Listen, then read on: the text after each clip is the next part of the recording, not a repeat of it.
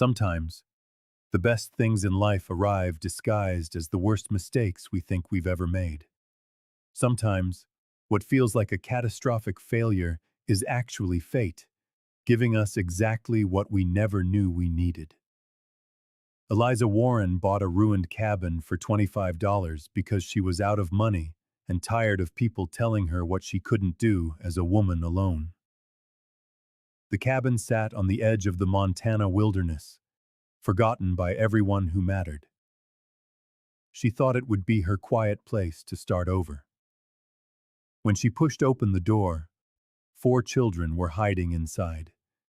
They were terrified, living like wild animals in the ruins. The oldest boy stepped forward to protect the others, and she could see in his eyes that something terrible had brought them here. They had survived on berries and creek water for months, too afraid to go to the nearby town for help. The forest surrounding the cabin held secrets that made these children whisper even in the daylight. What could possibly frighten 4 children so badly that a decaying shack felt safer than asking an adult for help? Before we return to our story, let us know where you're listening from. And if this story moves you, be sure to subscribe, because tomorrow I have something very special in store for you. Eliza Warren had learned to expect disappointment. At 37, she had buried a husband, lost a general store to creditors, and endured enough sideways glances from the good citizens of Cedar Falls to know exactly what they thought of a woman trying to make her own way in the world. The $25 she'd scraped together for the cabin represented nearly all she had left after selling off her last possessions: her mother's china, her wedding dress, and even the rocking chair where she'd planned to sit the children she and Thomas never had. The deed to the cabin, crumpled and stained with coffee rings, had been pressed into her hands by a nervous county clerk who couldn't stop apologizing for the state of the property. "No one's lived there for nearly 8 months," he'd said, wiping sweat from his brow despite the crisp October morning. "The previous owner, he just vanished, left everything behind." He paused, studying her face. "Are you sure about this, Mrs. Warren? It's a mighty isolated place. No neighbors for miles." That isolation was precisely what had drawn her to it. No neighbors meant no judging stares when she hung her laundry on a Sunday, or worked her garden in men's trousers instead of proper skirts. No neighbors meant no one to whisper about how she'd failed to keep her husband's business afloat, or to question why a woman her age remained childless and now widowed.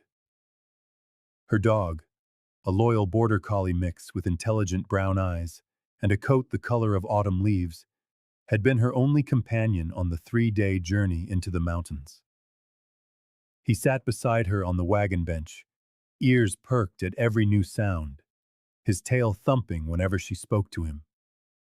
Alder had been Thomas's dog first, but in the year since her husband's death from consumption, the animal had attached himself to Eliza with a fierce loyalty. He seemed to sense her need for a protector, sleeping at her doorstep at night and never straying far during the day. The Montana wilderness stretched endlessly around them as they climbed higher into the mountains.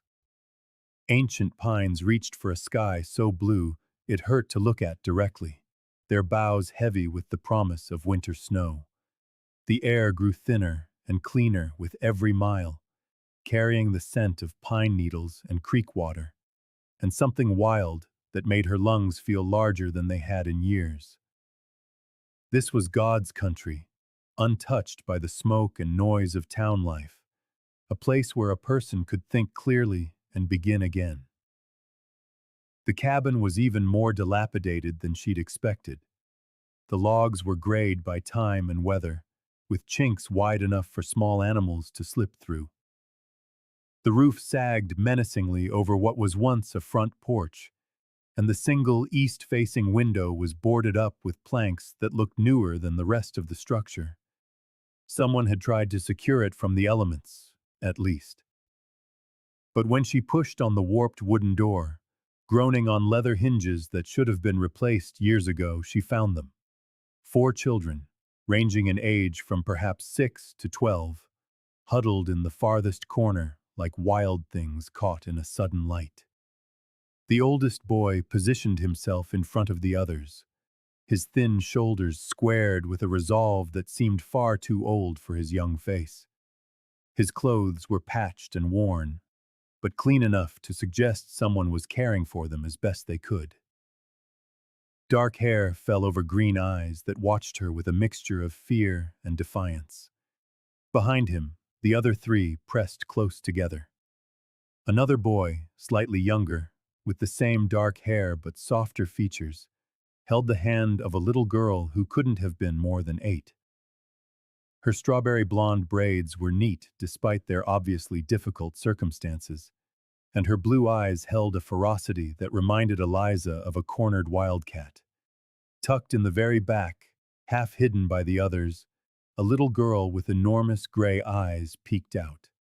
She clutched something small and metallic in her tiny fist, something that glinted in the light seeping through the boarded window. "We ain't doing nothing wrong," the oldest boy said, his voice steady despite the tremor in his hands. "We got as much right to be here as anyone." Eliza stood frozen in the doorway, her mind racing through possibilities. Runaways from an orphanage, children whose parents had perished in some tragic accident, or something worse. Something that would explain why they were living like frightened animals in a ruined cabin instead of seeking help from the adults in town. "I'm not here to hurt anyone," she said softly, her voice the kind one used on a skittish horse. "My name is Eliza Warren. I bought this cabin." The boy's jaw tightened. "Bought it from who?" "The county office in Cedar Falls. I have the deed." A look passed between the oldest boy and the red-haired girl, a silent communication that spoke of shared secrets and hard-won survival skills. The little one in the back let out a tiny whimper, and the girl reached back to squeeze her hand, never taking her eyes off Eliza. "This here's Jonah," the red-haired girl said finally, nodding toward the protective boy in front. "I'm Millie. That's Levi, and the little one's Clarabelle." Her voice had the lilt of the mountains, one that spoke of generations raised in these hills. But underneath it was something else, the careful enunciation of someone who had learned proper English before circumstance had forced them into hiding. "How long have you been living here?" Eliza asked. "Long enough," Millie answered, and Jonah shot her a warning glance. Eliza took a cautious step inside, noting how all 4 children tensed at her movement. The space was larger than it looked from the outside, with a stone fireplace along one wall and what appeared to be a sleeping loft, accessible by a crude wooden ladder. Someone had made an effort to clean the place. The floor had been swept, and makeshift bedding was arranged in neat piles. Tin cans served as water containers, and she could see the remnants of small fires that had been carefully contained within the hearth. These children weren't just hiding, they were surviving. Someone had taught them how to stay safe, how to stay clean, how to keep their small refuge organized, despite having almost nothing. "Are your parents coming back?" she asked gently. The question hit them like a physical blow. Clarabelle's face crumpled, and she buried her head in Levi's shoulder. Jonah's hands clenched into fists, and for a moment, Eliza thought he might bolt for the door, dragging the others with him. "No," Millie said simply. "They're not coming back." In that moment, Eliza faced a choice that would change everything. She could turn around, get back in her wagon, and report the children to the authorities in Cedar Falls. Let someone else decide what to do with 4 orphans living in the mountains. She could stick to her plan of quiet solitude and simple survival. Or she could stay. The decision didn't come from her head, but from a deeper place. The same instinct that had led her to mend injured animals as a child and take in stray cats during her married years. These children needed protection, and something in their haunted eyes told her they had learned not to trust the adults who should have kept them safe. "Well then," she said, smoothing her skirts and sitting cross-legged on the cabin floor, as if she had all the time in the world. "I suppose we'll have to figure out how to make this work." Alder padded forward, tail giving a tentative wag, and Clarabelle looked up in wonder as the dog approached. When she reached out a small hand to stroke his soft fur, Eliza knew she had made the right choice. That first afternoon was a delicate dance of trust-building and practical arrangements. The children watched her every move with careful attention, ready to bolt at the first sign of a threat. But gradually, as she unpacked her few belongings and began to assess the repairs the cabin would need, they started to relax. Jonah showed her where they got their water, a clear, fast-running creek about 50 yards behind the cabin, hidden by a dense stand of pines. Levi demonstrated how they built their fires using flint and dry kindling, keeping the smoke to a minimum to avoid detection. Millie revealed their hidden cache of foraged nuts and berries, stored in carefully cleaned tins and buried beneath a loose floorboard. And Clarabelle finally uncurled her small fist to show Eliza what she'd been holding. A set of old, tarnished keys, still solid and heavy. Keys that clearly didn't belong to the cabin door, but to some other life these children had lost. "Mama's keys," Clarabelle whispered. "She told me to keep them safe." As evening fell, Eliza began to prepare a simple meal from her supplies. The children gathered closer to the hearth. In the flickering firelight, she saw the signs of their struggle more clearly. The worn but neatly mended clothes, the faces a little too thin despite their obvious efforts to find food. Most telling of all was the way they startled at unexpected sounds from the forest around them. They weren't just orphans, they were hiding from something or someone. "Tomorrow," Eliza said, as she banked the fire for the night, "we'll start making this place fit to live in. Winter's coming, and we need to be ready." She saw a flicker of relief in Jonah's face at the word "we," though he tried to hide it. These children had been carrying the weight of survival on their own for a very long time. As she settled into her bedroll that first night, listening to the soft breathing of 4 children who finally felt safe enough to sleep soundly, Eliza wondered what, exactly, she had gotten herself into. But for the first time since Thomas's death, she felt something other than grief and worry. She felt needed, and despite the obvious challenges ahead, that feeling was worth more than all the security her old life had ever offered. 3 days of a tentative coexistence had passed when Eliza knew she needed supplies. The children's meager stores, combined with her own provisions, wouldn't last the week, let alone the coming winter. More importantly, she needed tools, proper tools to chink the cabin walls, replace rotten roof boards, and prepare for the harsh Montana cold that would arrive sooner than she liked. The decision to leave them alone, even for a day, felt like tearing off a piece of her own skin.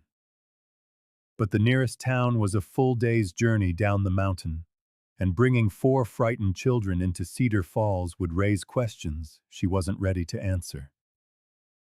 "I'll be back before dark," she promised Jonah, who stood a little straighter when she handed him her late husband's old hunting knife.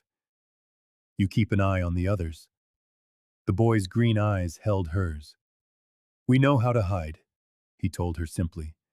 "We've been doing it for a long time." The journey to Cedar Falls gave Eliza time to think, though her thoughts drifted back to the children with every mile. Alder trotted alongside her horse, glancing back at the mountain now and then, as if he too were worried about the little ones. Something about their situation felt all wrong. Children that age didn't develop such sophisticated survival skills overnight, nor did they learn to watch the tree line with the constant vigilance she'd observed in them. Cedar Falls hadn't changed much in the months since she'd left. The same weathered facades lined Main Street. The same clutch of men loitered outside Murphy's saloon, their presence a fixture even at this early hour. But as Eliza tethered her horse in front of Morrison's Mercantile, she felt the familiar hush fall over the town. Conversations didn't just quiet, they ceased. Eyes tracked her every move with an interest that went far beyond simple curiosity. Inside, the proprietor, Pete Morrison, greeted her with a smile that didn't quite reach his eyes. "Well now, Mrs. Warren," he began, his cheerfulness a little too loud. "Heard you settled into that old Garrett place up on Copper Creek. How's it treating you?"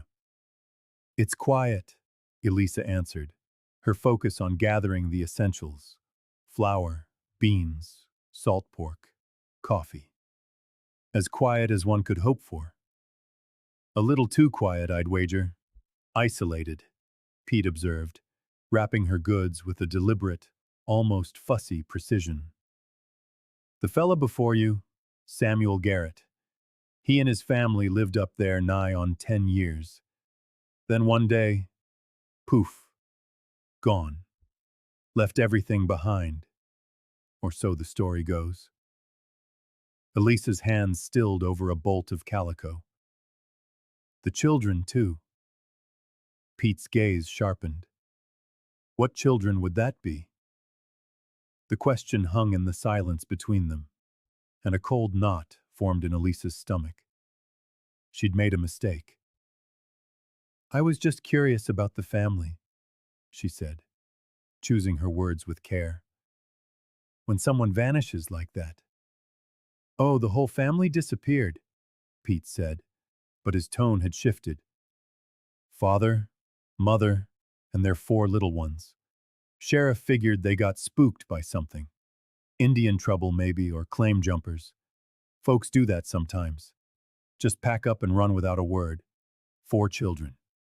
A chill crept down Eliza's spine as she counted coins into his palm. The ages, the number of them, it all fit. What if the family hadn't been found dead? What if they had simply vanished? "It's a terrible thing when children get caught up in their parents' troubles," Pete continued, watching her face intently. "Course," he added, his voice dropping slightly. "If someone were to stumble upon those particular children, well, there are folks who would be mighty interested to know." The threat, though veiled, was as sharp and clear as glass. Eliza forced herself to meet his gaze. "I can't imagine what you mean." "Of course you can't." Pete smiled, but it was a cold, flat thing. "Just making conversation. You take care up there, Mrs. Warren. The mountains can be a dangerous place for someone who doesn't know what they're doing." Outside, Eliza loaded her supplies with hands that trembled slightly. The children hadn't stumbled upon the cabin by accident. They were the Garrett children, and someone in this town knew it. The real question was why no one was searching for them, and what terrible danger had forced them into hiding. The ride back up the mountain felt endless. Every shadow a lurking observer, every rustle of leaves a footstep. Twice she caught herself looking over her shoulder. Alder sensed her tension, sticking closer to the horse than usual, his head swiveling to scan the trail behind them. She smelled the smoke before she saw the cabin, and her heart seized. It was too much smoke for their small cooking fire. Cresting the final rise, she saw black plumes curling up from near the cabin, her worst fears taking shape. Then she saw them. All 4 children, safe in the clearing, watching a pile of damp branches and leaves smolder in a controlled burn. well away from the cabin. Jonah looked up as she approached, and she could read the story on his face before he spoke. "Someone was here," he said quietly, his eyes scanning the trees. Clarabelle had seen them first. The little girl stepped forward, still clutching her mother's keys. "Bad man," she whispered. Just as before, Eliza dismounted quickly, her own eyes sweeping the tree line. "How long ago?" "An hour, maybe two," Millie answered. "We built the smudge fire to cover our tracks. Casey will be back with the hounds soon." The calculated nature of their response told Eliza everything. This wasn't the first time. These children had been hunted. They had learned to think like prey because someone, somewhere, had turned them into it. "Did you see the man?" she asked Jonah. "A big man on a dark horse. He had a badge pinned to his coat." Jonah's jaw tightened. A sheriff's badge. Elisa's heart sank. If the local law was involved in whatever had driven the Garretts into hiding, then the children were in far more danger than she had ever imagined. No wonder they had learned not to trust the very adults who should have been protecting them. That night, huddled around the hearth inside the cabin, Clarabelle finally began to talk. Her small voice, barely a whisper, wove a story that made Elisa's blood run cold. "Papa found something in the mine," Clarabelle said, curled tightly against Elisa's side as her siblings listened, their expressions grim beyond their years. "Shiny rocks. They made him happy. But then the bad man came, and Papa said we had to hide." "What bad man, sweet girl?" Eliza asked gently. "The one with the mean eyes. He said Papa's rocks were his, and Papa said no, they weren't. Then there was yelling, and Mama made us run into the woods." Levi picked up the story, his voice steady. "We waited, like Papa told us to, but they never came back." "The bad man came looking for us," Millie added, her young face hard with the memory. "The sheriff and other men." "But we knew the hiding places Papa showed us," Jonah said, his hands clenched into fists. "They said Mama and Papa died in a mine accident, but we heard the shots." The pieces fell into place with sickening clarity. Samuel Garrett had found something valuable. Gold, most likely. And someone had murdered him and his wife for it. Someone with enough influence to make the sheriff look the other way.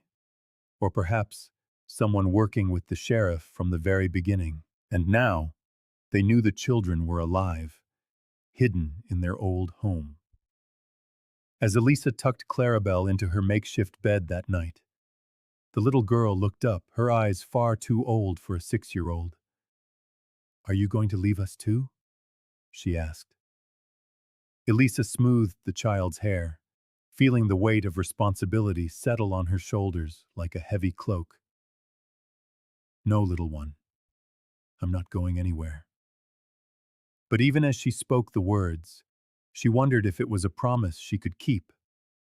Whatever had happened to the Garrett family, she now stood between the children and people who had already killed to get what they wanted. Outside, the wind picked up, rattling the loose boards of the cabin walls. Somewhere in the darkness, Alder let out a low growl, a sound that meant strangers were moving through the woods. Eliza reached for the hunting knife she now kept close at hand and settled in for a long, sleepless night. The next day, she would have to decide: run with the children or stay and fight for their right to exist. But tonight, she would simply stand watch and pray that the evil that had destroyed one family would not claim another. The following morning brought the sharp bite of late October and the grim reality of their situation. Eliza was up before dawn and found Jonah already awake, sitting by the cold hearth, turning the wooden horse his father had carved over and over in his hands. It was a beautiful toy, the intricate details speaking of patient craftsmanship and a deep love. "Papa made this for me on my 8th birthday," Jonah said, his eyes fixed on the carving. "He said every boy needed a good horse for his adventures." Eliza sat beside him, noticing how the little horse seemed too small for his hands now. In the months since his parents' deaths, Jonah had been forced to grow up far too fast. "He was talented," she said softly. "He was good at a lot of things: mining, carving, telling stories." Jonah's voice caught. He used to say the mountains held treasures for those patient enough to find them. As the other children stirred, Eliza began to plan the day. They needed better defenses, caches of supplies in the woods, and most importantly, they needed to understand exactly what they were up against.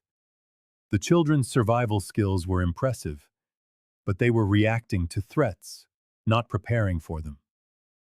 "Today, we're going to make this place truly safe," she announced, as Millie stirred cornmeal mush over the fire.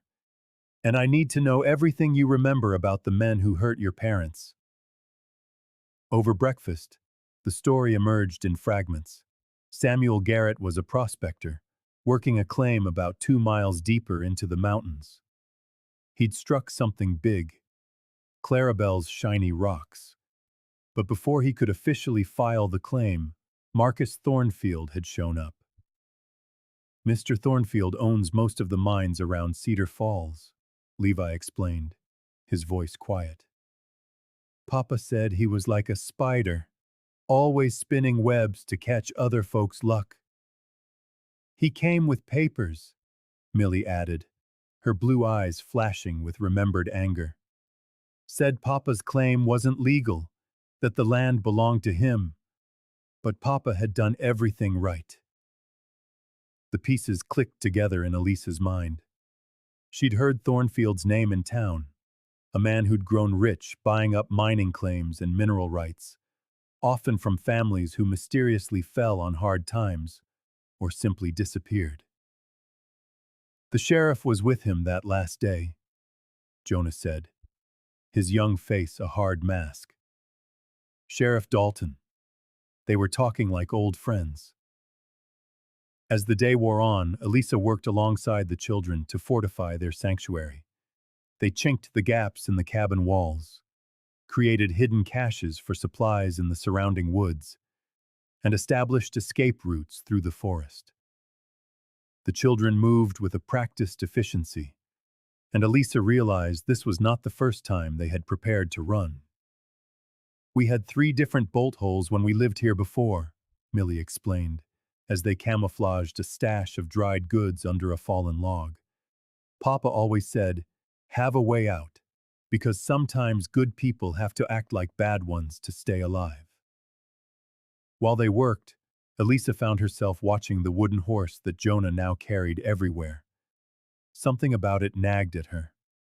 The careful way he handled it, the protective way he held it when he thought no one was looking. When she finally asked, Jonah glanced around to be sure the others weren't listening, then showed her a small section on the horse's belly that slid aside to reveal a hollow compartment. Tucked inside was a folded piece of paper, yellowed with age and handling. Eliza held her breath as she read the official language. It was a mineral rights deed, properly recorded and legally binding.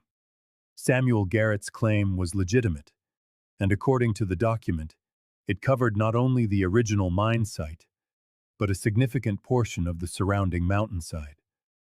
"Papa said this was our insurance," Jonah whispered. "If anything happened to him and Mama, this would prove the claim was legally ours." The deed was signed, witnessed, and filed with the territorial government. Everything Thornfield claimed was a lie, which meant his acquisition had been built on fraud from the very beginning. "We need to keep this safe," Eliza said, carefully returning the deed to its hiding place. "This proves your family's claim, but it also proves someone committed fraud to steal it. Late that afternoon, their quiet work was shattered by the sound of approaching horses. 4 riders appeared on the ridge above the cabin, moving with the casual authority of men who expected no resistance. Eliza recognized Sheriff Dalton from her visits to town, a thick-set man with cold eyes and hands that rested too comfortably on his sidearm. The children vanished into the forest like smoke, following the escape plans they had rehearsed countless times. Within seconds, Eliza stood alone in the clearing, with Alder at her side, watching the men draw near. "Afternoon, Mrs. Warren," Sheriff Dalton called out, his voice thick with a false bonhomie. "Hear you're settling in nicely." "It's quiet," Eliza replied, keeping her voice steady. "Something I can help you with, Sheriff?" "Oh, just checking on our new neighbor. These mountains can be a dangerous place for a body all alone." His eyes scanned the cabin and the surrounding trees with a professional interest. "Seen any sign of other folks up here? Vagrants, perhaps? Sometimes people squat in these old cabins." "I haven't seen anyone," Eliza said truthfully. The children were there, but they certainly weren't to be seen. One of Dalton's men, a thin, scarred man with shifty eyes, leaned forward in his saddle. "Boss, there's been more than one person here. Several bedrolls. That's a lot of food for just one woman." Dalton's expression hardened. "Isn't it, Mrs. Warren? You wouldn't be harboring fugitives, would you? It's dangerous for a woman alone to get mixed up with the wrong sort of people." "I'm not mixed up with anyone," Eliza replied.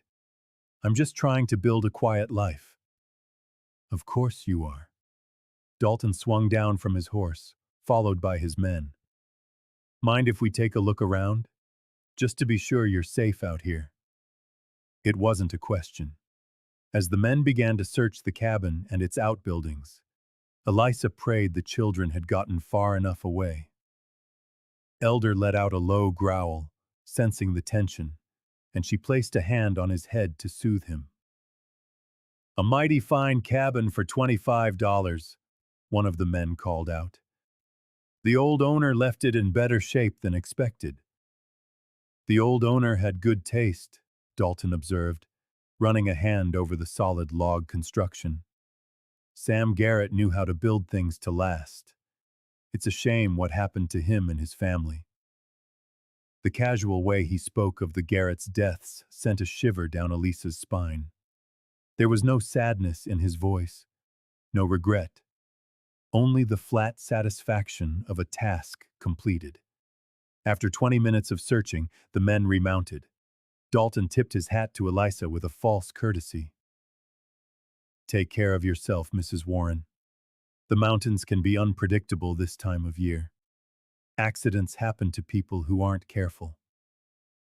"They'll be back," Jonas said, with a certainty that belied his age. "They're testing us, seeing what we know." That night, as they sat around the fire, Eliza made a decision that would change everything. She couldn't protect these children by hiding them. The only way to keep them safe was to reveal the truth of what had happened to their parents and reclaim what was rightfully theirs. "Tomorrow," she said, looking at each young face, "we start fighting back." She saw hope ignite in their eyes, mingled with their fear. The hidden surveyor's map revealed itself by accident. Eliza was reinforcing the cabin's interior walls, prying loose boards to expose the gaps that needed chinking, when her fingers brushed against the edge of something that didn't belong. Carefully, she worked the object free. It was a roll of oilcloth wrapped around what felt like paper. Inside was a detailed map of the surrounding area, marked with precise measurements and geological notes in Samuel Garrett's careful hand. But it was the bold X marked in red ink that made Eliza catch her breath. According to the map, the gold deposit wasn't just on the original claim. It stretched in a rich vein that ran directly beneath the cabin where they now stood. No wonder Thornfield wants this land so badly, she murmured, studying the map in the lamplight after the children were asleep. The mineral rights to this entire area would be worth a fortune, certainly enough to justify murder in the mind of a man like Marcus Thornfield. The next morning, an unexpected visitor appeared. Eliza was teaching Clara Belle to read from her old family Bible when Alder's tail began to wag, his sign for a friendly approach, not a threat. Through the window, she saw a lone rider making his way up the trail, an older man with a doctor's bag strapped to his saddle. "Dr. Hensley," Jonah said, peering over her shoulder. "He used to come check on us when we lived here before. He's a good man." Dr. Marcus Hensley was indeed a good man. In his late 50s, with kind eyes and gentle hands, he had served the mountain communities for over 20 years. As Eliza opened the door, he removed his hat respectfully. "Mrs. Warren, I presume. I'm Dr. Hensley. I've been hearing some interesting stories about our new neighbor." "What kind of stories?" Eliza asked, not moving aside to let him in. "The kind that makes an old country doctor worry about children who might need his care." His eyes were direct but gentle. "May I come in?"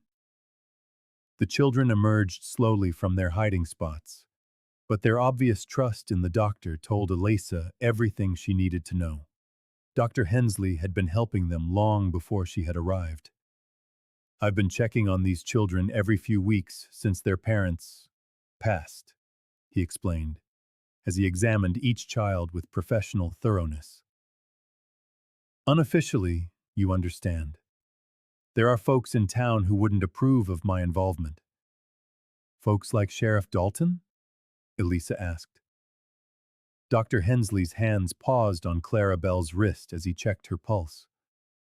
"Among others, Samuel and Emma Garrett were good people who got tangled in something that got them killed."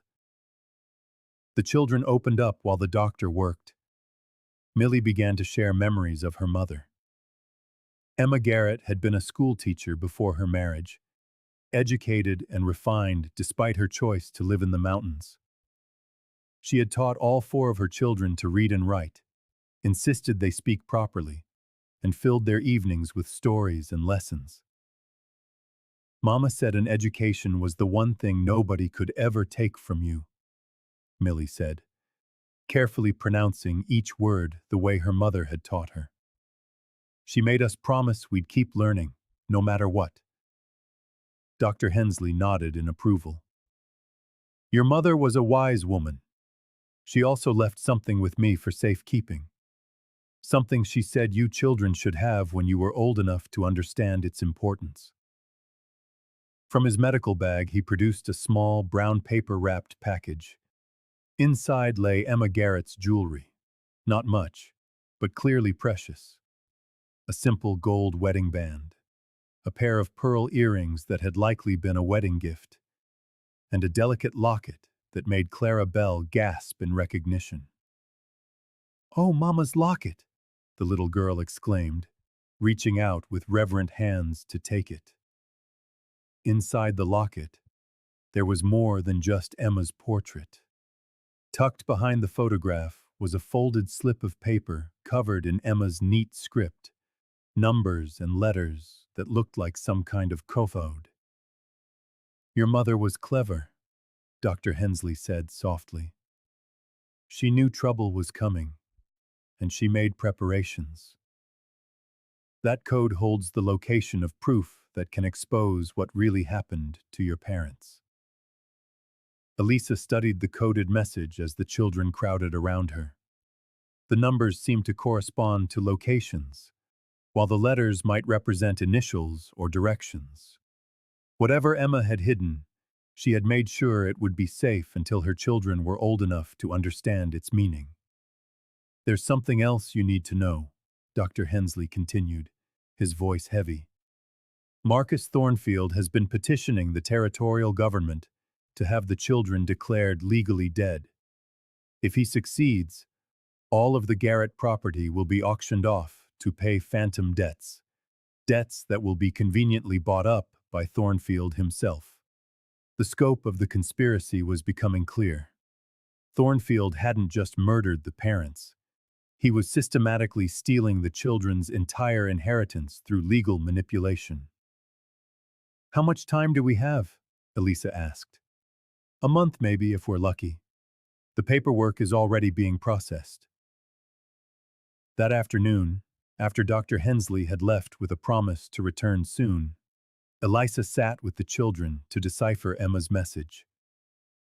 Working together, they determined that the numbers corresponded to paces and directions from specific landmarks, while the letters indicated what they would find at each location. The first location revealed a metal box buried under a distinctive rock outcropping half a mile from the cabin. Inside were documents, correspondence between Samuel Garrett and territorial authorities, proof of his legal claim filings, and most damning of all, letters from Marcus Thornfield making increasingly menacing demands for the mineral rights. The second location held something even more valuable: samples of the gold ore Samuel had found, along with his meticulous assay reports, proving the extraordinary richness of the deposit. The ore was unlike anything typically found in Montana, with a unique composition that would make it instantly identifiable by any expert.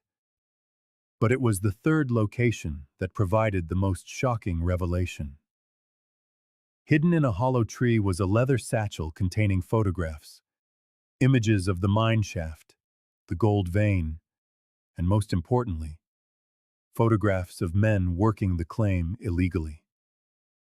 Thornfield had been stealing ore from the Garrett claim for months before the murders, using crews who worked at night to avoid detection. As night fell and they studied the evidence by the firelight, Jonah voiced what they were all thinking. "This proves Papa and Mama were murdered for the claim. But how can we use it without getting killed, too?"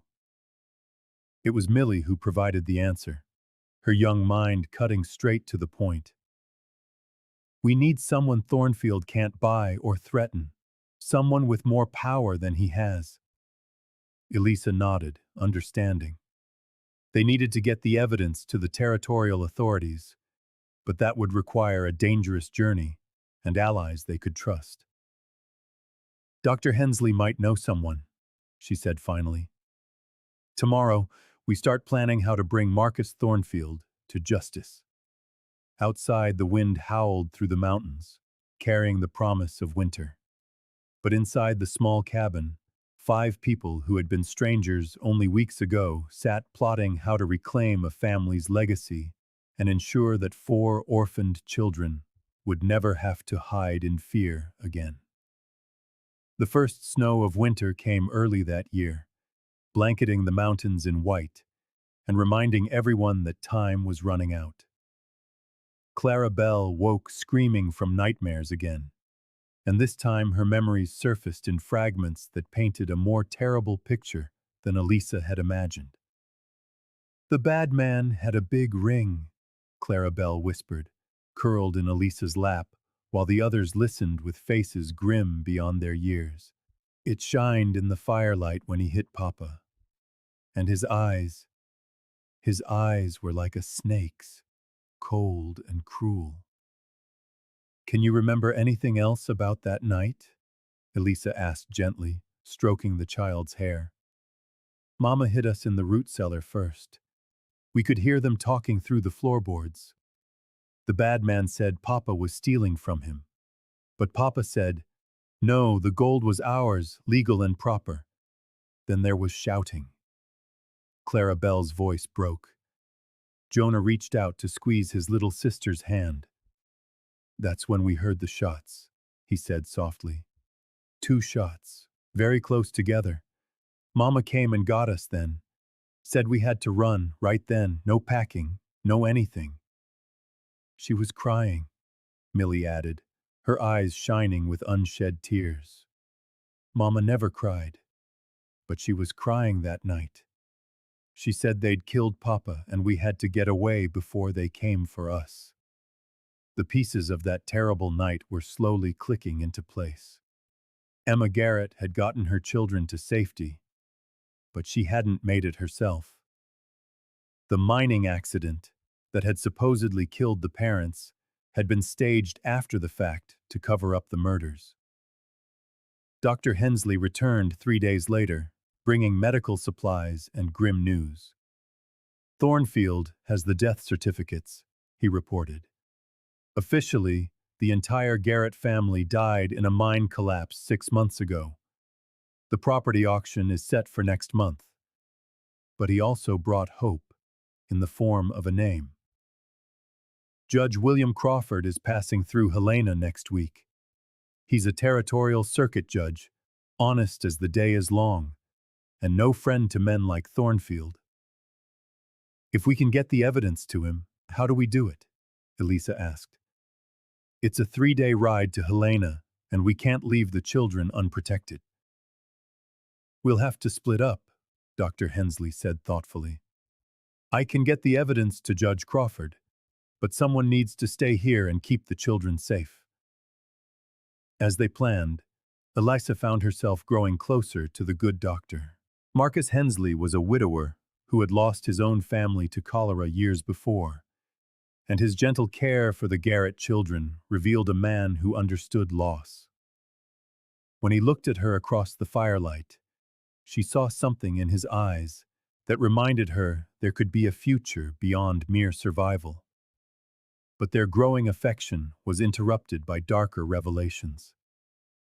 As they helped Clara Bell decipher more of her mother's hidden message, they uncovered a horrifying truth. The locket didn't just contain Emma's final clues, it held the real reason the Garrett family had been targeted. The hidden message, when fully decoded, revealed that Samuel Garrett had discovered more than gold in his mine. He had found evidence that Thornfield had been systematically murdering claim holders across the territory, staging accidents and using corrupt officials to steal the mineral rights from dozens of families. Papa was going to expose him, Levi said softly, as they studied Emma's careful notes. He'd been collecting proof for months, talking to other families who had lost their claims under suspicious circumstances. The leather satchel found in the hollow tree contained not just photographs of the illegal mining operation, but documentation of Thornfield's entire criminal enterprise. Samuel Garrett had been building a case that would bring down not just Thornfield, but a web of corruption that stretched from local sheriffs to territorial administrators. That was why they had to kill him. Eliza realized he wasn't just a threat to a single claim. He was a threat to everything Thornfield had built. As night fell, they sat around the fire, planning their perilous mission to Helena. Dr. Hensley would take the evidence, while Eliza would stay behind with the children. But their planning was cut short by the sound of several horses approaching through the snow. This time, Sheriff Dalton had not come alone. Through the window, Eliza counted at least 6 men surrounding the cabin, all armed and moving with military precision. This was not a casual tactic of intimidation. It was a prelude to violence. "Well now, Mrs. Warren," Dalton shouted, his voice echoing clearly through the thin cabin walls. "It's time for that friendly chat we've been putting off." The children moved like shadows, following their rehearsed escape plans. But this time, the men had anticipated their routes. Shouts from the woods indicated that some of the riders had circled around to cut off the children's usual hiding spots. "We know you're harboring fugitives," Dalton continued. "The Garrett children. They're wanted for questioning in connection with their parents' deaths. Interfering with a homicide investigation is a serious crime, Mrs. Warren." The accusation was so twisted it stole Elisa's breath. These men had murdered the children's parents, and now they were claiming the children themselves were suspects. "I don't know what you're talking about," Eliza replied, but her voice lacked conviction. Of course you don't. Dalton's tone turned nasty. But perhaps a night in jail will refresh your memory. Boys, bring her out. The cabin door splintered under the impact of heavy boots. 3 men pushed inside, weapons raised, while Dalton watched from the doorway. Eliza saw no sign of the children and prayed they had made it to their deepest hiding places.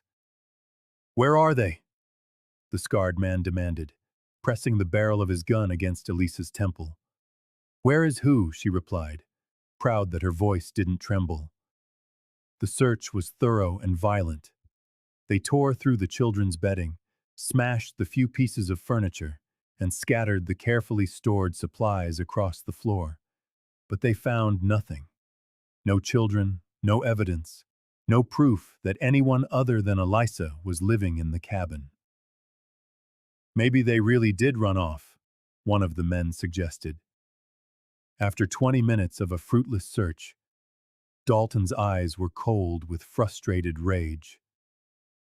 Maybe, or maybe Mrs. Warren needs some incentive to remember where they went. The threat was clear, but before anyone could act on it, a voice called from the woods. Sheriff Dalton, this is Dr. Marcus Hensley. I'm coming in under a flag of truce. The doctor emerged from the tree line, his hands visible, a medical bag slung over his shoulder. Gentlemen, Mrs. Warren called for me earlier. One of her animals was injured. I trust there's no problem with me attending a medical emergency. His presence changed the dynamic immediately. Dr. Hensley was respected in the community, and even corrupt lawmen couldn't threaten him casually without consequences. No problem, Doc, Dalton said through gritted teeth. We were just leaving. As the sheriff and his men mounted up, Dalton turned to Eliza with a final warning. This isn't over, Mrs. Warren. We'll be watching, and next time the doctor might not be around to interrupt. After the sound of hoofbeats faded, the children emerged one by one from hiding places so well concealed that Eliza marveled at their ingenuity. They had learned to become invisible, a skill that had kept them alive, but one they should never have needed. They'll be back, Jonah said with grim certainty. Next time, they won't just be watching. They'll be shooting. Dr. Hensley nodded, his face serious. That means we need to move faster than planned. I'll leave for Helena tomorrow. Evidence or not, we can't wait any longer. As they settled in for what could be their last night of relative safety, Eliza held Clarabelle close and wondered if she had made the right choice by staying to fight. The children had survived for months on their own. Perhaps they would be safer without her drawing attention to their hiding place. But as she looked at their faces in the firelight, she saw something that hadn't been there when she first found them. They looked like children again, not wild creatures driven by constant fear. Whatever happened next, she had given them a few weeks of safety and love. It would have to be enough. Because tomorrow, the real war would begin. Dr. Hensley left before dawn, the precious evidence tucked into his medical bag, hidden beneath bandages and vials of medicine. Eliza watched him disappear down the mountain trail, carrying the only hope for justice they had, and wondered if she would ever see him again. Marcus Thornfield had killed for far less than what those documents could prove. The children felt the change in atmosphere immediately. Without the doctor's reassuring presence, they reverted to survival mode, startling at every sound, watching the tree line, speaking in constant whispers even inside the cabin. Eliza realized how much they had all come to rely on an adult's guidance, and how suddenly young she felt trying to provide it alone. We should practice the escape routes again, Jonah suggested over their meager breakfast, in case they come back before Dr. Hensley reaches Helena. But Eliza had been thinking about something else during her sleepless night. What if we stopped running? she asked quietly. What if we went looking for the rest of the evidence your father collected? The children exchanged glances, and she could see the war between fear and determination playing out on their young faces. Pa had a special place, Levi said finally, where he kept his most important papers. He showed me once, said that if anything ever happened to him, I should remember the spot. It turned out to be the original mine shaft, the exact place where Samuel Garrett had made his discovery, and where Thornfield's men had supposedly staged the accident that killed their parents. It was a 3-hour hike through increasingly rugged terrain, following trails that only someone familiar with these mountains could navigate. They traveled in pairs, spreading out to make for harder targets if Thornfield's men were watching. Jonah led with Millie, while Elisa stayed in the rear with Clarabelle and Levi, and Alder scouted ahead to warn of any danger. The forest around them was beautiful and deadly, blanketed in fresh snow that would make it impossible to hide their tracks. The mine entrance was partially collapsed, just as the official reports claimed. But Levi led them to a hidden secondary entrance, barely wide enough for an adult to squeeze through, concealed behind a tangle of fallen logs that looked natural, but had been carefully arranged. Pa called it the back door, Levi explained. Said every smart miner has another way out, in case the main shaft caves in. Inside, the mine was dark and cold, but Samuel Garrett had stashed supplies there.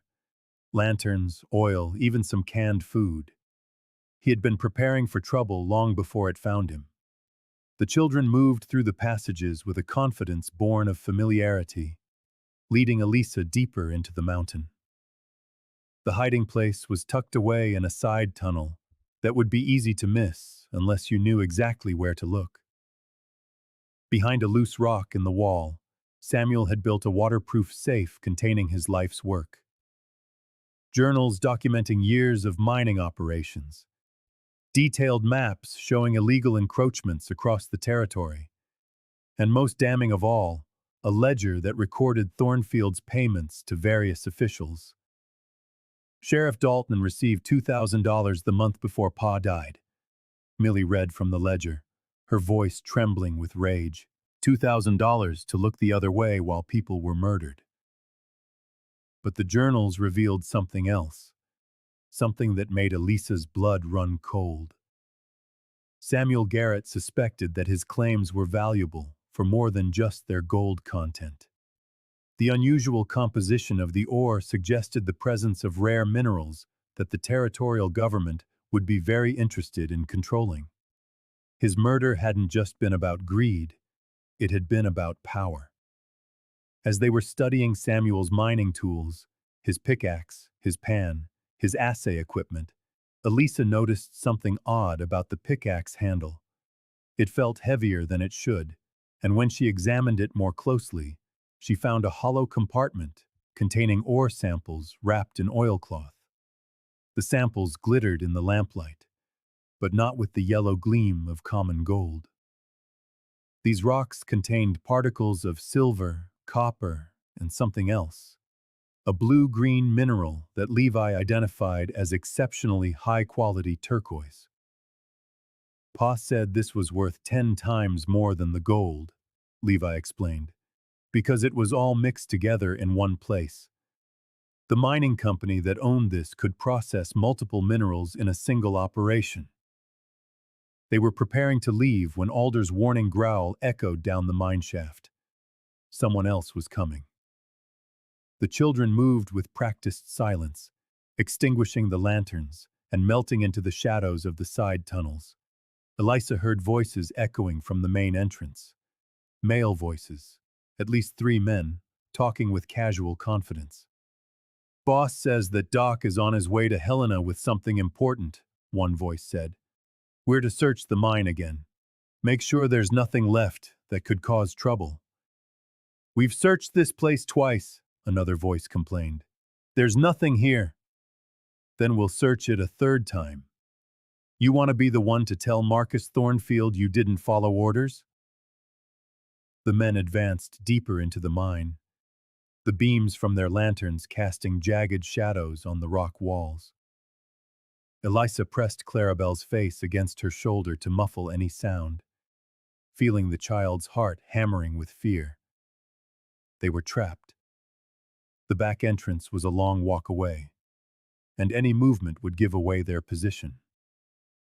But Jonah had other plans. As the men searched the main chamber, he silently gathered loose stones from the tunnel floor. On his signal, he threw a rock deep into the opposite tunnel, where it clattered loudly against the stone walls. "What was that?" one of the men shouted, and all three of them ran toward the sound, giving Eliza and the children precious seconds to slip past them in the darkness. They reached the back entrance with their hearts pounding, emerging into the cold mountain air as the men's frustrated shouts echoed behind them. But they had accomplished their mission. Samuel Garrett's journals and ledgers were now wrapped in Eliza's coat, ready to join the evidence Dr. Hensley was carrying to Helena. The journey back to the cabin took longer, following an indirect route designed to confuse any trackers. By the time they reached home, the sun was setting, and exhaustion weighed heavily on all of them. But there was something else, too. A sense of accomplishment, of having struck a blow against the men who had destroyed their family. That night, Eliza read Samuel's journals by the firelight while the children slept. The man who emerged from those pages was thoughtful, careful, and deeply troubled by the corruption he had uncovered. He had known the danger he was in. He had tried to protect his family while still doing what was right. One entry, dated just a week before his death, struck Eliza particularly hard. "Emma says I should let this go, take the children and move somewhere safe. But if good men do nothing when they see evil, what kind of world are we leaving for our children? I pray I am making the right choice." Samuel Garrett had made the choice to fight, and it had cost him and his wife their lives. Now, Eliza faced the same decision, with 4 orphaned children depending on her to choose wisely. But as she looked at Jonah, asleep with his father's wooden horse clutched to his chest, at Millie with her fiercely protective expression even in sleep, at Levi curled around his little sister Clarabelle, Eliza knew she had already made her choice.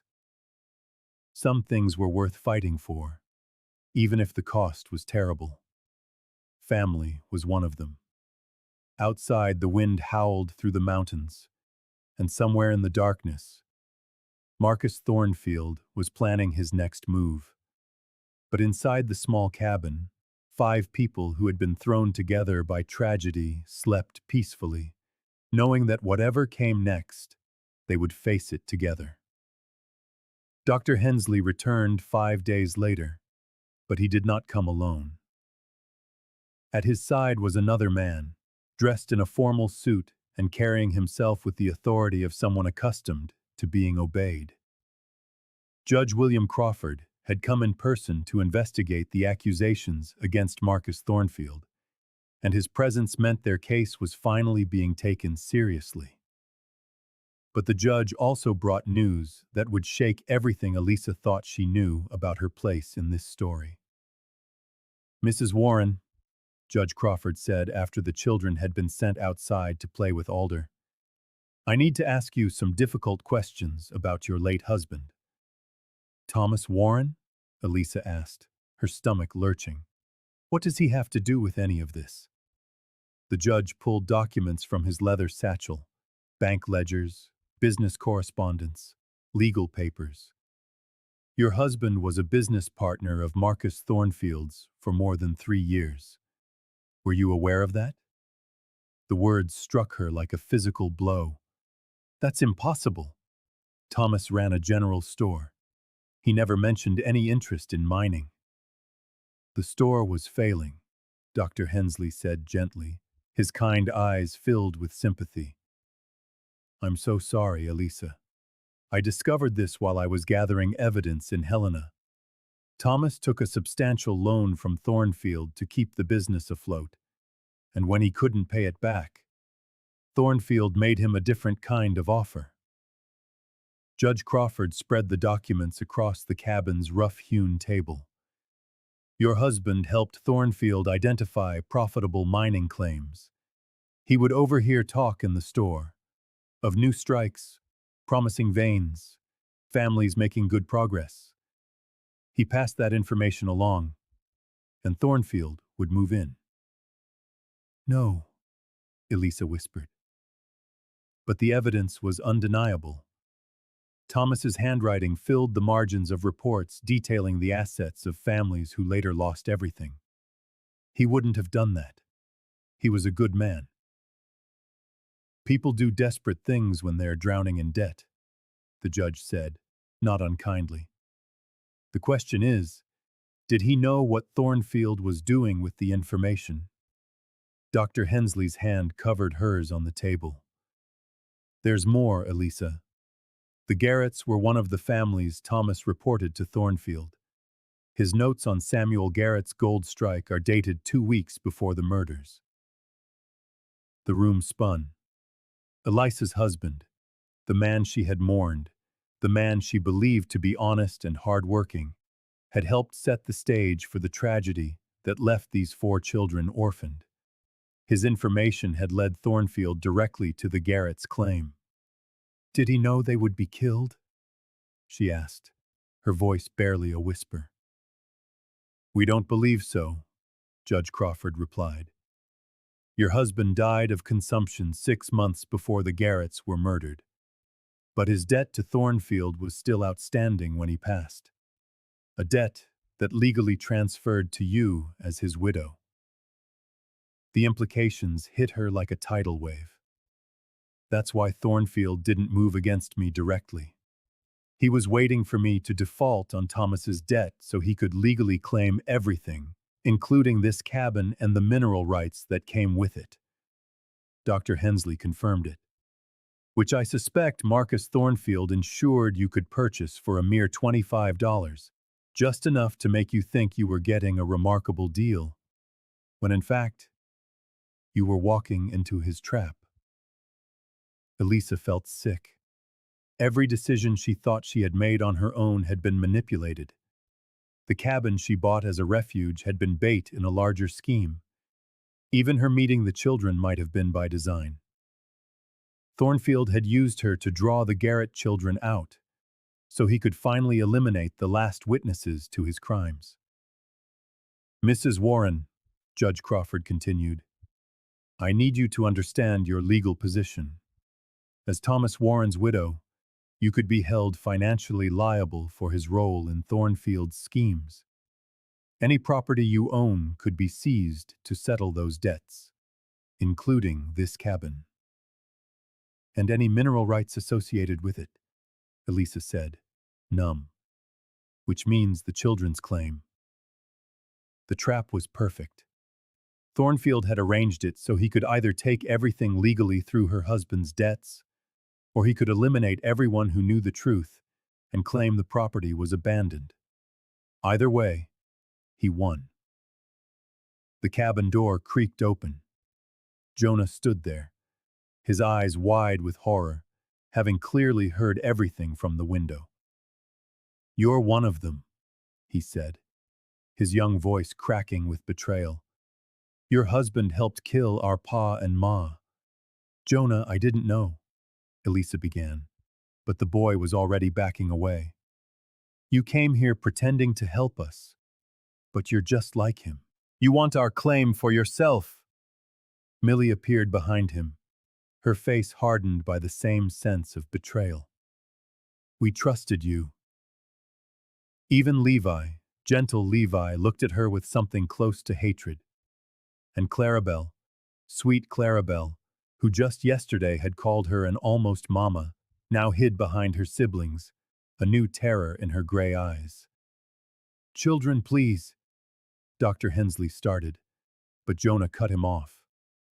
Did you know? He accused the doctor. Were you helping her rob us this whole time? That's not true, Eliza said, rising on trembling legs. I didn't know anything about Thomas's involvement until this very moment. I came here to start over, and I found you, and I— Her voice broke. I've come to love you as if you were my own. Liar, Millie screamed, tears streaming down her face. You're just another thief, like the man who killed Mama and Papa. The children fled into the woods. When Eliza tried to follow, Alder blocked her path with a low growl. Even her own dog sensed the children wanted her nowhere near them. Judge Crawford cleared his throat uncomfortably. Mrs. Warren, I understand this is difficult, but we need to discuss your legal options given your husband's involvement. I don't care about legal options, Eliza said, sinking back into a chair as the full weight of it all crushed her. Those children were finally starting to feel safe. They were starting to heal. And now they've learned I'm connected to the man who destroyed their family.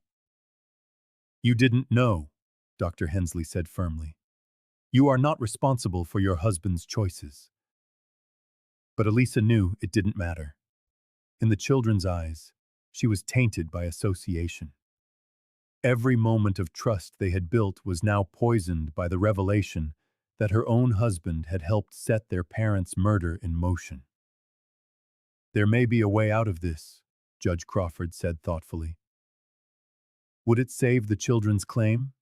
Eliza asked, her voice strengthening. Possibly, the judge mused.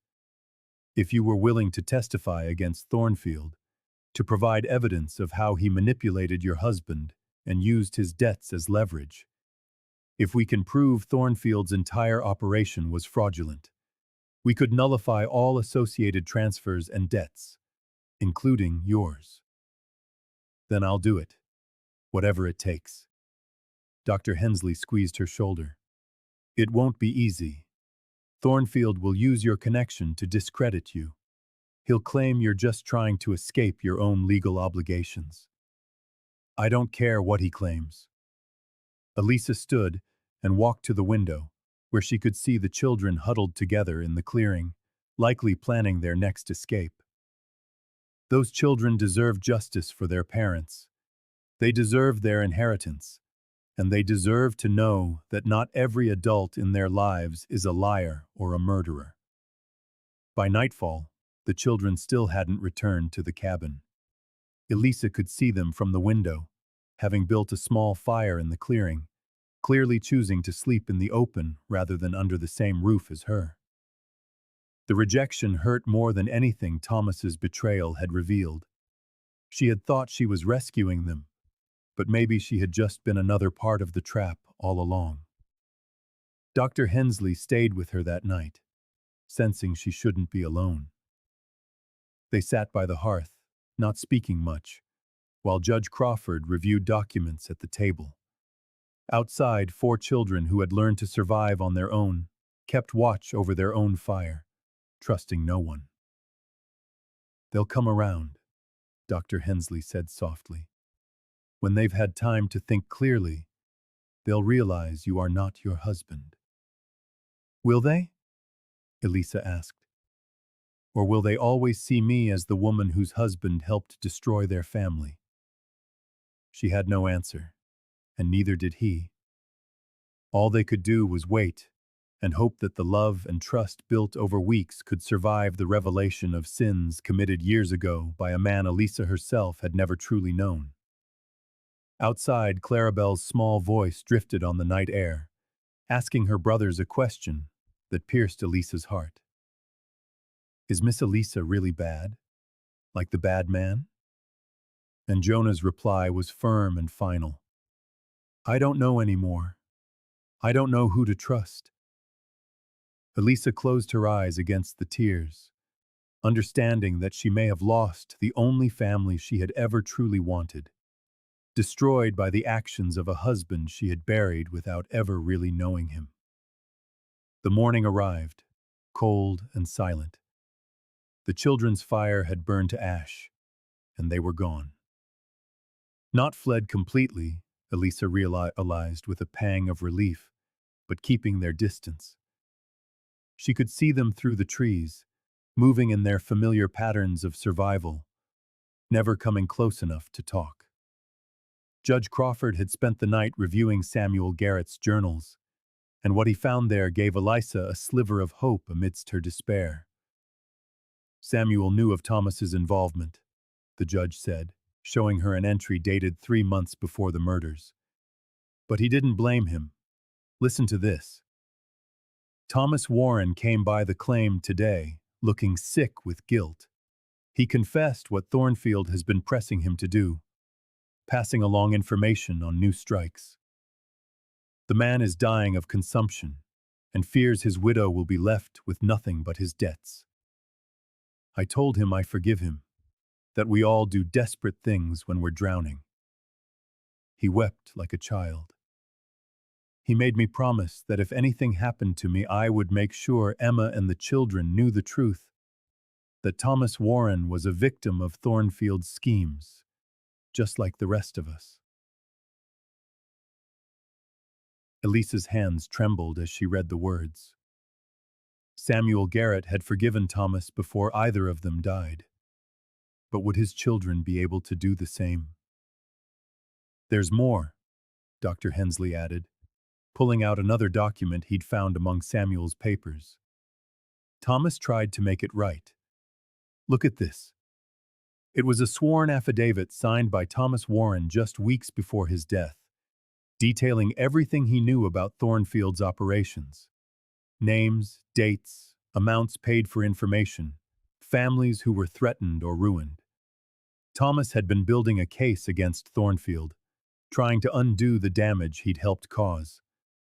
He died before he could get it to the authorities, Judge Crawford explained. But this affidavit, combined with Samuel's journals and the evidence we've already gathered, builds an irrefutable case. Your husband tried to make things right, Mrs. Warren. The children need to know, Eliza said firmly. They need to see these documents, to understand Thomas wasn't a willing participant in evil. He was another of Thornfield's victims who found the courage to fight back. But getting the children to listen was harder than she expected. When Eliza approached their camp in the woods, Jonah stood up, his father's hunting knife in his hand. Stay back, he warned. We don't need anything from you. I'm not here to take anything, Eliza said, stopping a respectful distance away. I'm here to show you something. Something your father wrote about my husband. Something I think you need to read. Why should we believe anything you say? Millie asked. Because your father was a better man than any of us knew, Eliza replied. And he left you a gift, the truth. She placed Samuel's journal on the ground between them and stepped back. When you're ready, read the entries from May through July. Your father understood more than we ever thought. As she walked away, she heard the rustle of pages and Levi's voice beginning to read aloud. She didn't stay to hear their reaction. Whatever they decided, it had to be their own, free from the pressure of her presence. Back at the cabin, Judge Crawford was outlining their legal strategy. We need to move quickly. Thornfield knows I'm here and says it, and he'll be taking steps to protect himself. I've sent a wire to Helena for federal marshals. This conspiracy crosses territorial lines, which gives us broader jurisdiction. How long until they arrive? Dr. Hensley asked. 3 days, maybe 4. Until then, we're vulnerable. As if summoned by the mention of his name, danger arrived that afternoon. A party of horsemen, at least 8 men, rode up the mountain trail, with Sheriff Dalton at their head. But this time, they didn't stop at the cabin. They fanned out, forming a loose perimeter around the clearing, blocking the escape routes. Judge Crawford, Dalton called out. Mr. Thornfield would like a word. He's waiting for you at the mine entrance. He suggests you come peacefully. It was a trap, obviously, but to refuse would only delay the inevitable confrontation. Judge Crawford straightened his coat with quiet dignity. "I'll go," he said. "Dr. Hensley, you stay here with Mrs. Warren." "Not a chance," Eliza said, grabbing her coat. "If Thornfield wants to talk, I want to be there to hear it." From the forest, Jonah's voice rang out. "So are we." The four children emerged from the trees, and Elisa's heart both soared and broke at the sight of them. They had read their father's journals, and whatever they had found inside had changed something. They no longer looked at her with hatred, though the hurt and confusion remained. "You children should stay here," Judge Crawford began. "It's our property he's stealing," Jonah interrupted. "We have a right to face him." The judge studied the boy's determined face and gave a slow nod. "Then we go together, all of us." The journey to the mine took an hour, pushing through the snow that had begun to fall again. The children stayed close to Eliza, their complicated feelings warring within them. She realized that whatever had shifted, they still saw her as a shield against what was to come. Marcus Thornfield was waiting at the mine entrance with a dozen other men. He was a large man in his 50s, well-dressed, despite the mountain setting, with cold eyes that reminded Eliza of Clarabelle's description, a snake's eyes, empty of empathy. "Judge Crawford," Thornfield greeted them with false warmth. "I'm so glad you could join us, and you brought the whole family. How touching." "Mr. Thornfield," the judge replied coolly, "I have a warrant here for your arrest on charges of fraud, theft, and conspiracy to commit murder." Thornfield laughed, a humorless sound. "Do you really think a piece of paper means anything out here? We're 20 miles from the nearest law, and the only sheriff present works for me." "Federal marshals are on their way," Judge Crawford said. "They're at least 3 days out. A lot can happen in 3 days."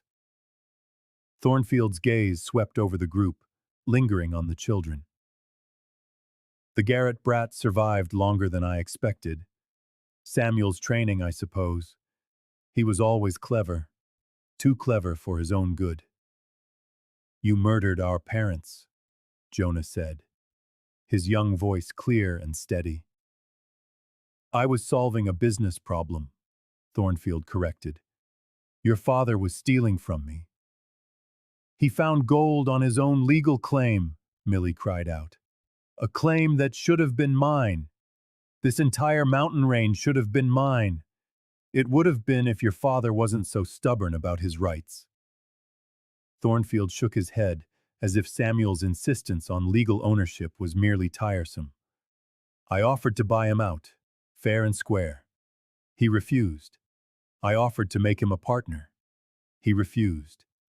He even had the audacity to start documenting my other business dealings." "You mean your other murders?" Eliza said. Thornfield's eyes snapped to her. "Ah, the grieving widow. Did you enjoy reading about your husband's part in all this? Thomas Warren sang like a canary once I gave him the proper motivation. All those families he helped me identify. He was very useful, right up until his conscience started to bother him." "Thomas tried to make it right," Eliza said firmly. "He left a sworn affidavit detailing your entire operation. An affidavit that died with him. I made sure of it. I paid the doctor treating him handsomely to ensure those papers never saw the light of day." Thornfield smiled. "Wasn't that you, Hensley? The other doctor, the one who actually understands how business works?" Dr. Hensley's face went pale. "You killed Thomas Warren," Eliza breathed. "Tuberculosis killed Thomas Warren. I just made sure he died before he could cause me any more trouble. A little something in his medicine to speed things along. Nobody asks questions when a dying man finally stops breathing." The casual admission of another murder sent a chill down Eliza's spine. Thomas hadn't just died. He'd been murdered for trying to do the right thing. "You're confessing to multiple murders in front of a territorial judge," Judge Crawford said, his voice grave. "You are ensuring your own hanging." "Am I?" Thornfield gestured, and his men closed in, rifles ready. "Or am I just explaining things to witnesses who won't live to testify? This mountain is a dangerous place. Tragic accidents happen all the time." It was Levi who spoke next, his quiet voice carrying an unexpected strength. "Father left proof where you'll never find it, in places only we know. If anything happens to us, other people will know where to look." It was a bluff. All the evidence was with Judge Crawford, but Thornfield couldn't be sure of that. For the first time, a flicker of doubt crossed his face. "What kind of proof?" "The kind that proves you've been murdering claim holders for 15 years, Judge Crawford said, seizing the moment. "The kind that links you to territorial officials, sheriffs, lawyers, and businessmen across 3 territories. Samuel Garrett was more meticulous than you ever imagined. And even if you kill us," Eliza added, "that evidence is already on its way to federal authorities. You've already lost, Thornfield. You just don't know it yet."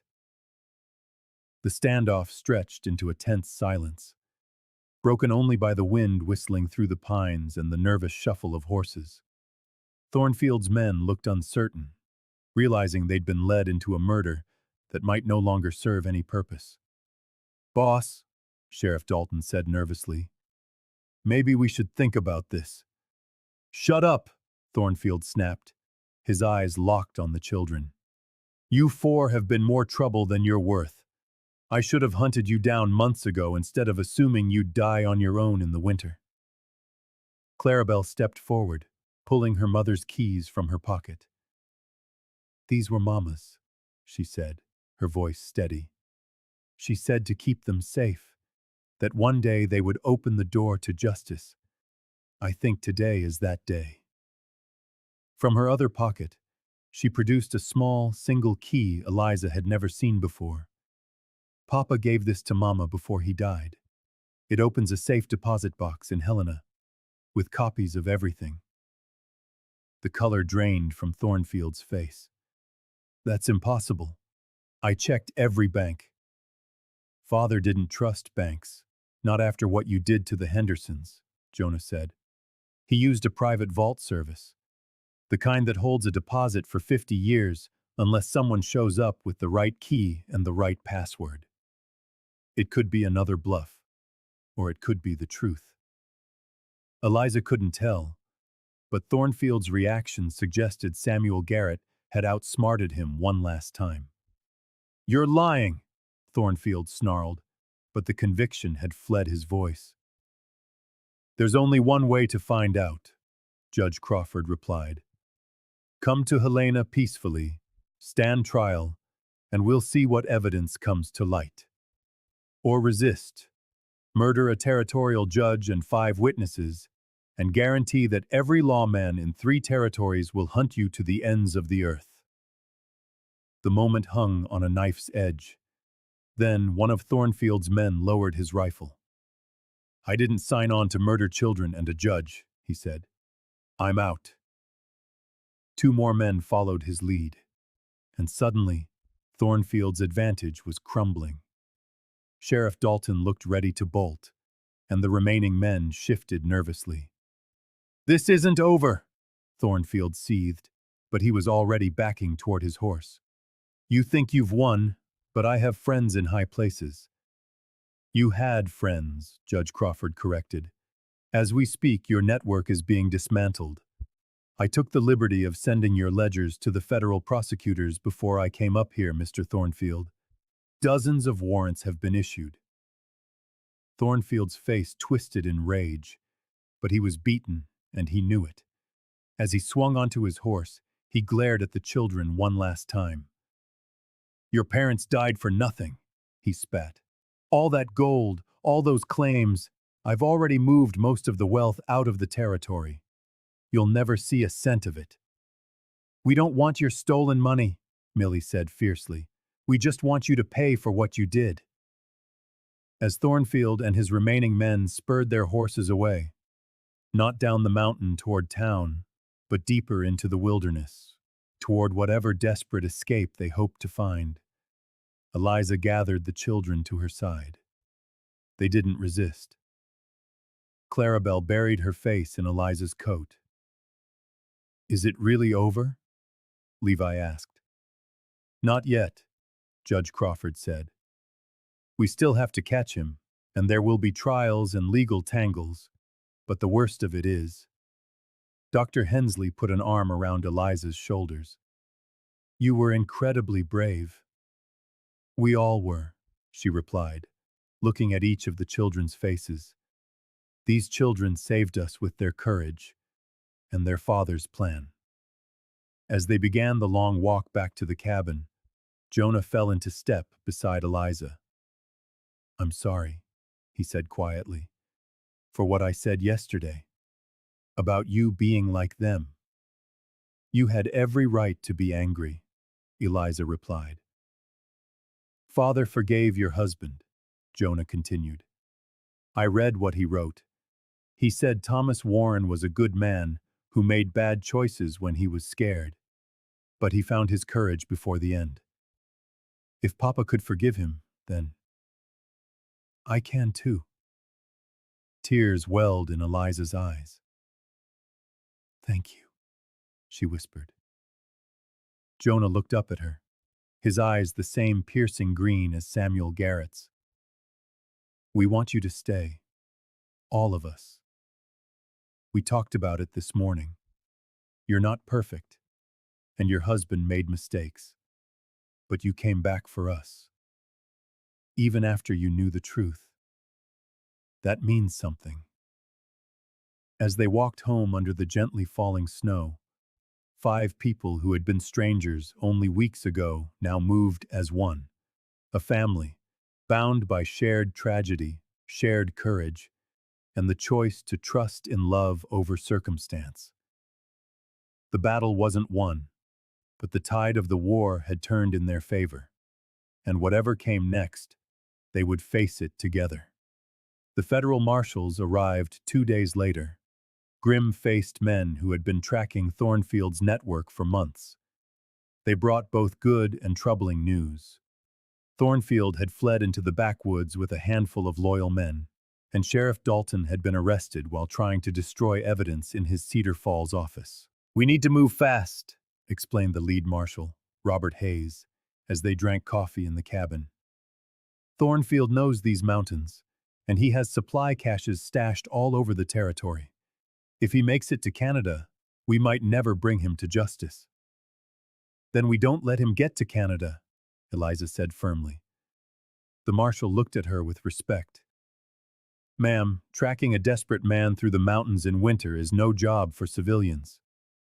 These children know every trail, every hiding spot, every route their father used within a 20-mile radius, Eliza countered. I'm not suggesting we hunt him ourselves, but we can help you track him faster than you could alone. Judge Crawford, who had stayed at the cabin to coordinate legal proceedings, nodded slowly. Mrs. Warren is right. The Garrett children's knowledge of this terrain is second to none. After considerable discussion, a plan emerged. Jonah and Millie would guide a team of deputies along the most likely escape routes, while Levi would stay behind to mark locations on maps for support teams. Clarabelle would remain at the cabin with Eliza and Dr. Hensley, safe from harm. But Clarabelle had other ideas. I know where the bad man will go, she said in her small voice, pointing to a spot on the marshal's map. Papa showed it to me once. He said it was where old-time miners used to hide when they didn't want to be found. The spot she indicated was an old, abandoned mining camp, nearly impossible to access except through a single narrow canyon. It would be the perfect place for Thornfield to hole up while he planned his next move. How do you know he would think of it? Marshall Hayes asked gently. Because Papa said Mr. Thornfield was a miner before he got rich. He knows the old places, the secret places. Clarabelle's gray eyes were certain. That's where he'll go. The marshal exchanged a look with his men. It's worth checking out. What followed was a coordinated operation that relied heavily on the children's intimate knowledge of the mountains. Jonah led one team along high routes that would give them vantage points over the approaches to the canyon. Millie guided another along lower game trails where ambushes could be set. And Clarabelle, despite Eliza's protests, insisted on coming along to show them the exact location her father had described. The journey took the better part of a day, moving carefully through increasingly treacherous terrain. It had snowed heavily overnight, which made the tracks easy to follow but the journey perilous.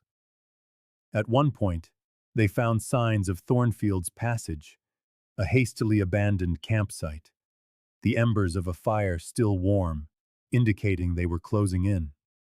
As they neared the canyon entrance, Marshal Hayes called a halt. If he's in there, he's cornered, but he'll also have the high ground and a clear line of sight. We need to approach with caution. It was Jonah who spotted the lookout first. One of Thornfield's men perched on a rocky outcrop overlooking the canyon mouth. There, he whispered, pointing. The same one who came to the cabin the first time. The one with the scar. The marshals moved with professional efficiency, taking up flanking positions and cutting off escape routes. But before they could completely surround the camp, a single shot rang out, not aimed at them but fired into the air as a warning. That's close enough, Marshal, Thornfield's voice echoed down the canyon. I have enough provisions to last the winter, and I'm a dead shot. If you want me, you'll have to come in and get me. Mr. Thornfield, you're only making things worse for yourself, Marshal Race called back. Surrender now, and you'll get a fair trial. Not a chance. I know how this ends, with me swinging from a rope while everyone who profited from my deals walks away free. Thornfield's laugh was bitter. You think I'm the only one? Half the territorial government is on my payroll. Was on your payroll, the marshal corrected. Those men are already in custody. A long silence followed. Then, Thornfield spoke again. His voice changed. Send the children up. I want to talk to the Garrett brat. Absolutely not, Eliza told him at once. Then we're at an impasse. I have nothing to lose, Marshal. But you have federal witnesses to protect. How long before I start picking them off with my rifle? Jonah stepped forward before anyone could stop him. I'll go. No. Eliza grabbed his arm. I won't let you walk into danger. The boy looked at her with his father's eyes. He won't shoot me. Not until he understands what Papa found out. He needs to know if there's proof he missed. It was Millie who understood first. Jonah's right. Thornfield is desperate to know what Papa left behind. That's his weakness. He has to know if he's truly been beaten.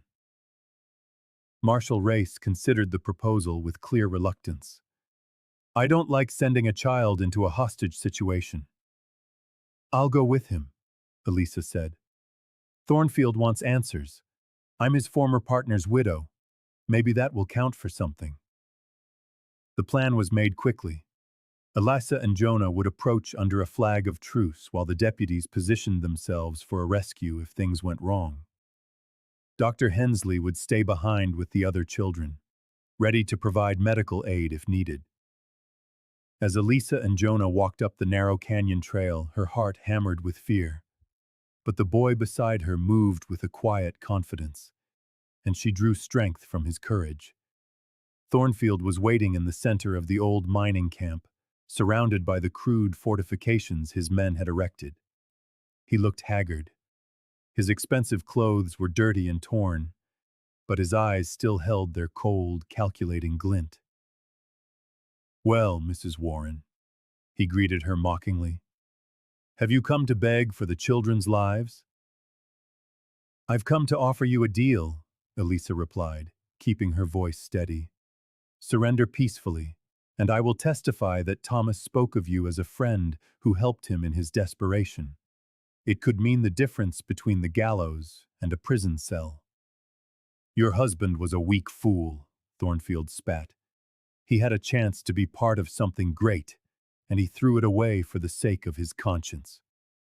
"He threw it away because he was a better man than you will ever be," Eliza shot back. "Just like Samuel Garrett was." Thornfield's attention shifted to Jonah. "And here's the boy who thinks he can outsmart me.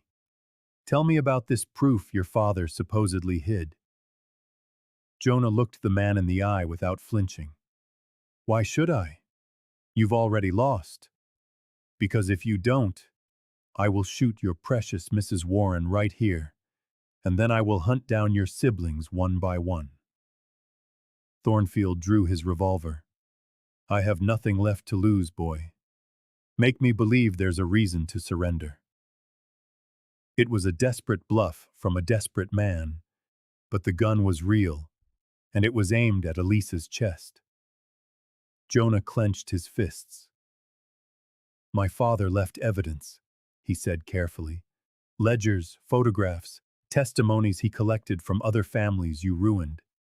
But you already know that, because Judge Crawford showed you some of it in the mine. And the safe in Helena?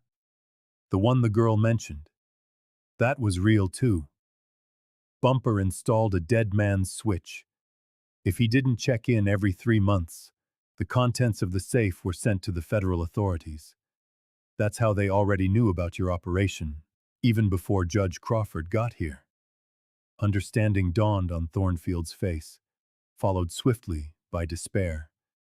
He had been caught in a trap set by a dead man, and there was no escape. "Samuel Garrett," he said, his voice low. "I underestimated him from the start. He just seemed like another mountain prospector." "He was a man who believed in justice," Jonah replied, "and he taught us to believe in it too." For a long moment, Thornfield stood with the gun still aimed at Eliza, and she could see the calculations racing through his mind. Then, slowly, he lowered the weapon. "I'm beaten," he said simply. "Samuel Garrett beat me from beyond the grave." When Marshal Hayes and his men moved in to arrest Thornfield, the other conspirators surrendered without a fight. They had followed Thornfield because he seemed invincible, but that illusion was now shattered. Sheriff Dalton's badge was found in Thornfield's possession. He had been carrying it like some kind of trophy. Marshal Hayes handed it to Jonah with quiet ceremony. "Your father fought for justice, son. This badge represents the corruption he helped expose. I think he would have wanted you to have it, as a reminder that good men can win, even against all odds." Jonah took the tarnished badge, turning it over in his hands. It wasn't just a symbol of corruption.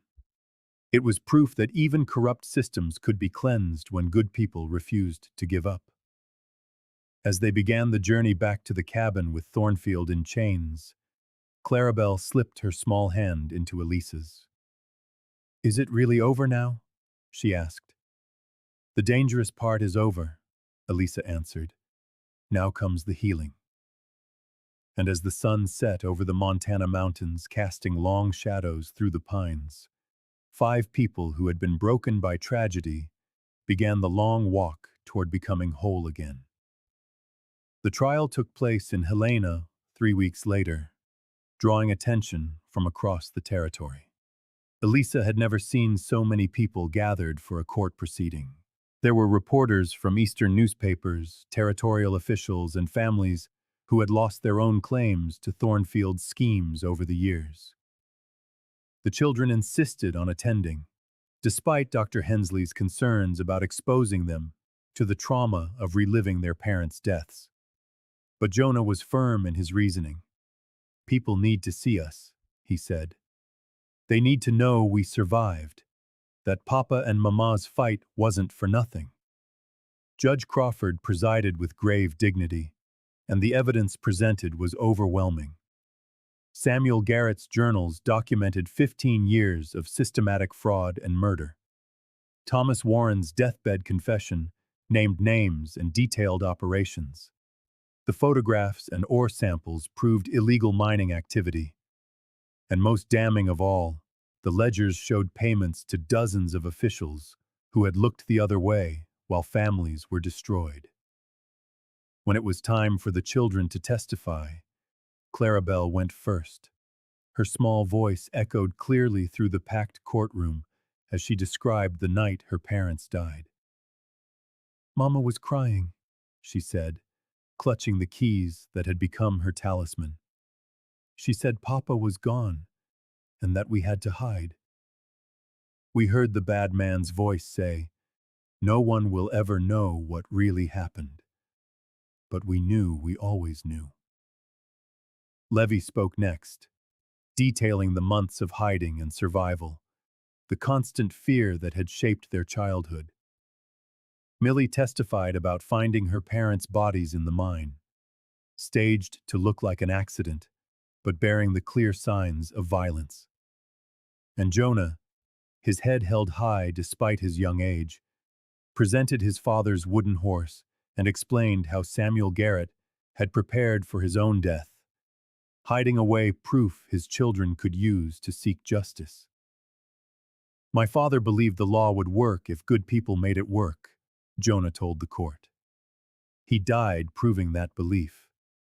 We are here to finish what he started." The courtroom was silent, save for the sound of quiet weeping. Elisa's testimony was last, and it was perhaps the hardest thing she had ever done.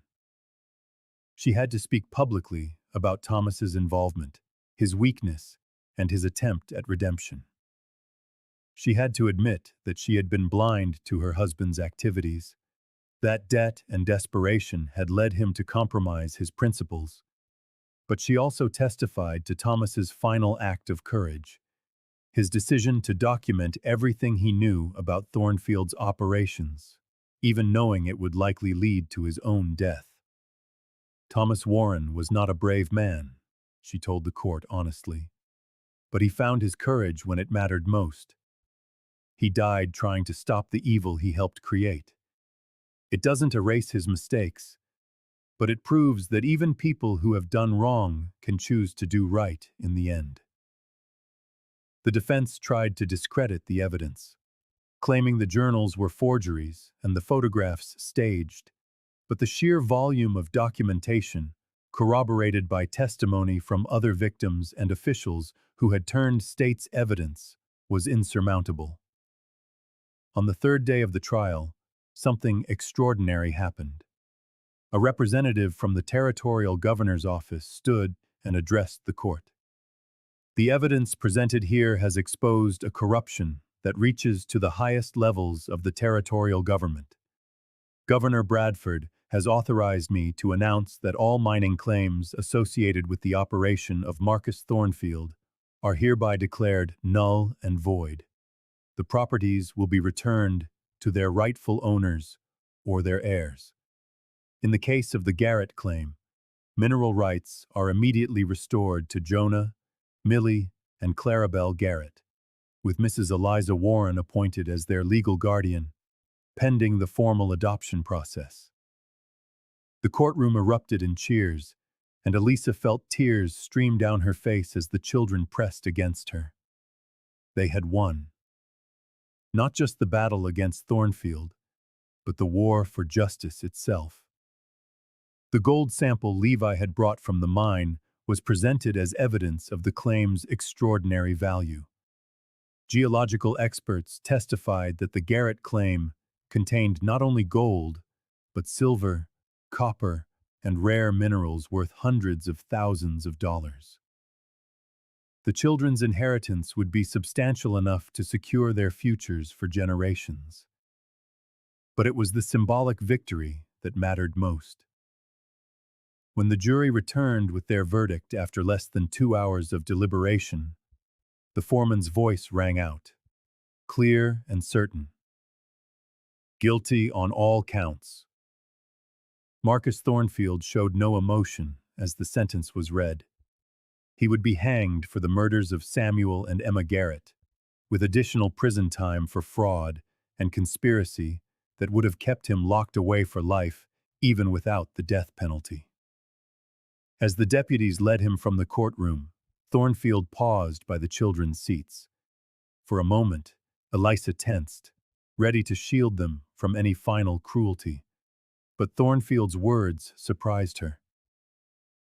"Your father was a better man than I," he said quietly to Jonah. "I spent my life building an empire, and he spent his building a family. I see now which of us made the right choice."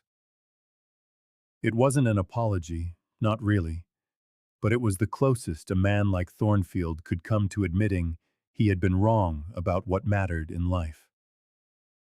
After the verdict, Judge Crawford held a private meeting with Eliza and the children in his chambers. "There are a few legal matters we need to discuss," he began. "Mrs. Warren, your husband's debts have been declared void due to the fraudulent circumstances under which they were incurred. So you are free of all financial obligation to the Thornfield estate." "And the cabin?" Eliza asked. "The property is yours, legally purchased. But more importantly, the mineral rights beneath it are substantial. It appears Samuel Garrett's gold vein runs directly under your land." Jonah took the wooden horse from his pocket, opening the secret compartment to reveal the deed. "Papa left this for us. It shows the full extent of the claim, including Mrs. Warren's property." Judge Crawford studied the deed carefully.